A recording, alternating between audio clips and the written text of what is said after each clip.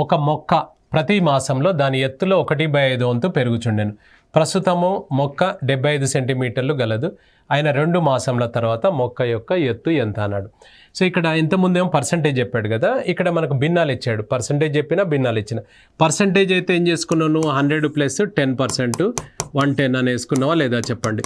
110 వేసుకున్నావు. అలాగే ఇప్పుడు మొక్క అన్నప్పుడు 1/5 అంటే 1 + 1/5 అంటే ఏమవుతుంది, ఇక్కడ ఎప్పుడైనా 1తో ప్లస్ చేయాలన్నా మైనస్ చేయాలన్నా డినామినేటరు ప్లస్ ఇది వేసుకోవాలి, మైనస్ అయితే మైనస్ చేయాలి.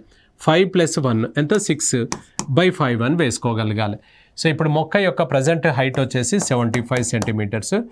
1 + 1/5 అంటే ఇది 6/5 అనమాట.